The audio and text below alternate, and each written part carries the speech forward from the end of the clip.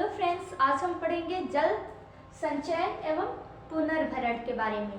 तो पहले हमने पढ़ा था जल संसाधन के बारे में, अब हम जल संचयन एवं पुनर्भरण के बारे में पढ़ेंगे। तो सबसे पहले हम जान लेते हैं कि पृथ्वी पर कुल कितना जल उपस्थित है। तो पृथ्वी पर कुल 71% जल जो है वो उपस्थित है। 71% जल में 71% जो जल है, जल का 97% जो 97% भाग होता है वो पीने योग्य नहीं है। वो क्या है? पीने योग्य नहीं है।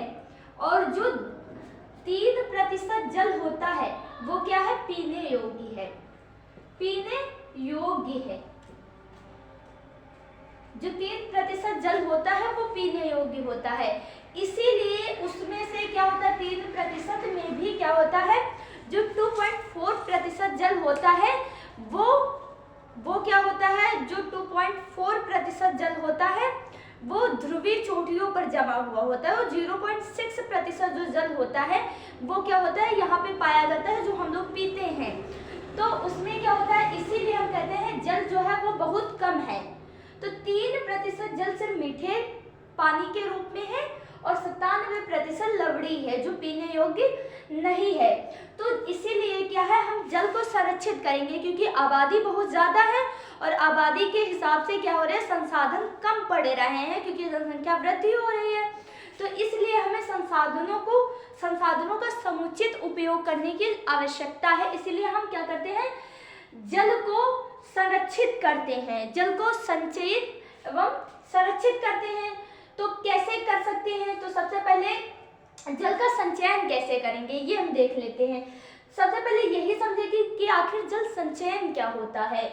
तो क्या होता है? वर्षा का जल, जब वर्षा होती है, बरसात होती है, तो रिस कर जमीन के नीचे, भैया बरसात होगी तो क्या होगा? पानी जमीन पर आएगा।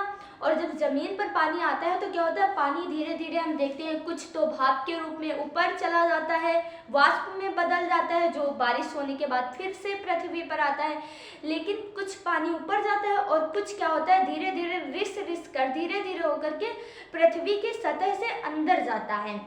तो क्या होता है? जब रिस कर पानी अंदर जाता है तो उसे हम प्राकृतिक पुनर्भरण कहते हैं। मतलब क्या है? प्रकृति के द्वारा पृथ्वी का पुनर्भरण हो रहा, पानी भर रहा है प्रकृति के द्वारा, तो इसे हम प्राकृतिक पुनर्भरण कहते हैं। ठीक, क्या कहलाता है? प्राकृतिक पुनर्भरण कहलाता है। ये किसके द्वारा होता है? तालाबों, झीलों, बांधों, इसके द्वारा होता रहता है। जहां भी पानी भर जाता है क्या होता है? वो नीचे धीरे धीरे जाने लगता है। फिर क्या है? जब हम वर्षा के जल को, जब बरसात होती है उसके जल को हम लोग खुद तालाब बनाते हैं और पोखर, जो तालाब होते हैं वो बनाते हैं, बांध बनाते हैं। जब उनको हम पानी को रोकने के लिए जब हम खुद प्रयोग करते हैं तब इसको हम कहते हैं क्या कहते हैं? मानवकृत, जैसे कि वर्षा जल संचयन। मतलब इसका वर्षा का संचयन करते हैं हम अपने द्वारा, तब इसे वर्षा जल संचयन बोला जाता है। मतलब हम खुद कर रहे हैं, इसका एकत्रित कर रहे हैं। संचयित मतलब एकत्रित कर रहे हैं जल को, तो ये होता है वर्षा जल संचयन कहलाता है। जब हम वर्षा के जल को तालाबों, पोखरों, बांध बनाकर रोक कर रखते हैं तो यह वर्षा जल संचयन कहलाता है। फिर क्या है? भूजल की आवश्यकता। भूजल संचयन की आवश्यकता। आखिर हमें भूजल को संचयित, एकत्रित करने की जरूरत क्यों पड़ी? देख लेते हैं। क्या होता है? भूजल भंडारण में वृद्धि तथा जल स्तर। क्या हो रहा है? जो नीचे जल, पृथ्वी के नीचे जो जल है, सतह के नीचे जो जल है वो क्या हो रहा है? उसमें कमी आ रही है, जल स्तर नीचे गिर रहा है। इसीलिए क्या है? भूजल स्तर को बढ़ाने के लिए जब हम जल को संचयित करते हैं तो इसे ही हम भूजल संचयन बोलते हैं। ठीक है, तो क्या हो रहा है? भूजल भंडारण में वृद्धि तथा जल स्तर गिरावट पर नियंत्रण के लिए, इसलिए आवश्यक है भूजल संचयन की आवश्यकता। फिर है जल की उपलब्धता को बढ़ाने के लिए। जब जल नीचे जाएगा अधिक तो क्या होगा? जल की उपलब्धता है वो बढ़ेगी। फिर है भूजल प्रदूषण कम करने के लिए। भूजल पर जो जल होता है उसका प्रदूषण को कम करने के लिए। फिर क्या होता है, भूजल की गुणवत्ता बढ़ाने के लिए, फिर सूखाग्रस्त क्षेत्रों में जल पूर्ति में सुधार करने के लिए, और पानी का सतही बहाव कम करने के लिए। तो इन कारणों के द्वारा क्या करते हैं, हम जल को संचयित करते हैं, जल को एकत्रित करते हैं, जिसके कारण क्या हो सके, पृथ्वी के जो सतह के नीचे जल है उसमें वृद्धि हो सके। वो क्या होता है, जल वो शुद्ध जल होता है, इसलिए। फिर क्या है, जल को संचयित करने के लिए क्या करते हैं, हम कुछ विधियां अपनाते हैं। तो उन विधियों को देख लेते हैं। जैसे छत वर्षा जल संचयन, इस विधि को अपनाते हैं। तो इसमें क्या होती है, पुनर्भरण पिट द्वारा छत से प्राप्त वर्षा जल संचयन। पुनर्भरण पिट क्या होता है, पुनर्भरण पिट क्या होता है, तो सबसे पहले हम वही देख लेते हैं।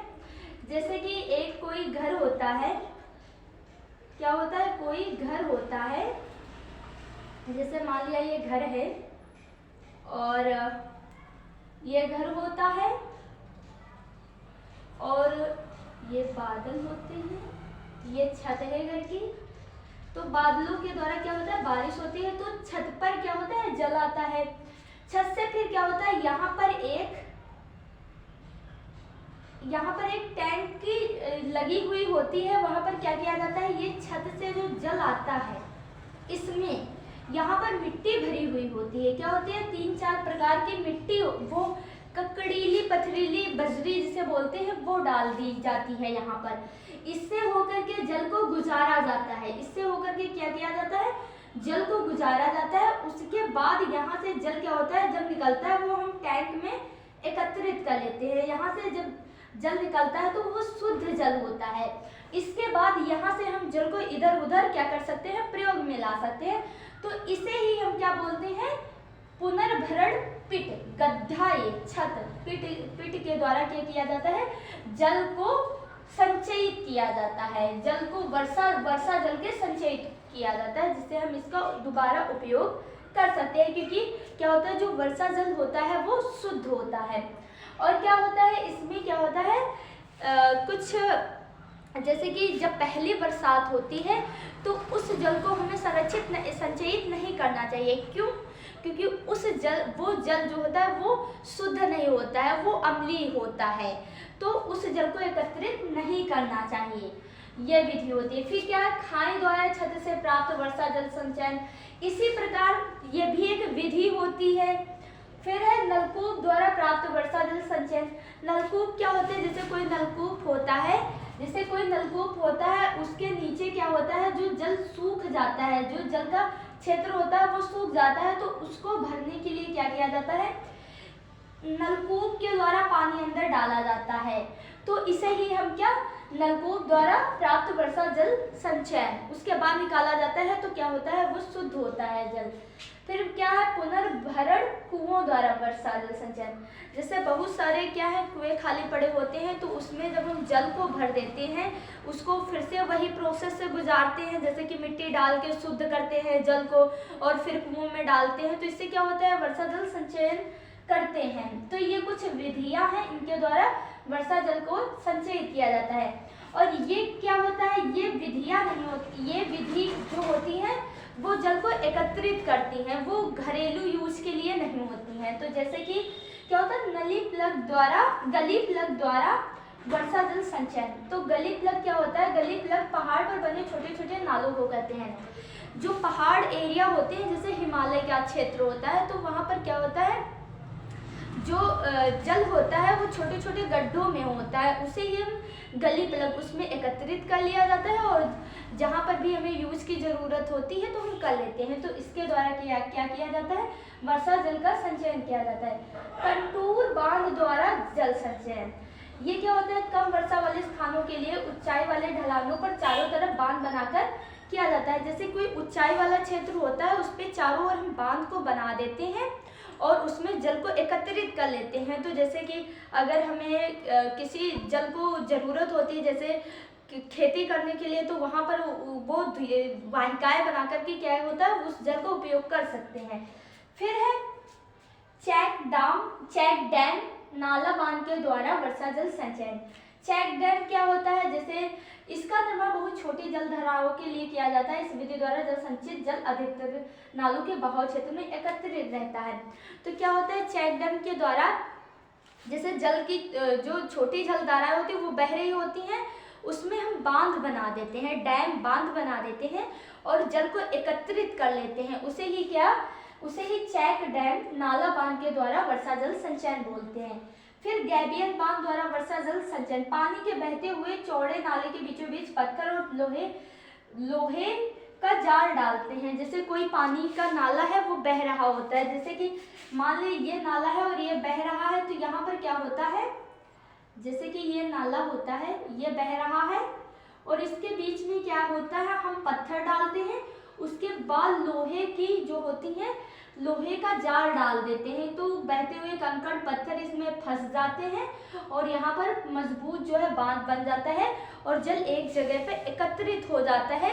उसके द्वारा हम क्या करते हैं, जो पृथ्वी का पुनर्भरण है, मतलब कि जल पुनर्भरण करते हैं, पृथ्वी के अंदर जल को संचयित करते हैं, जिससे पृथ्वी के जल का जो है स्तर वो बढ़ता है।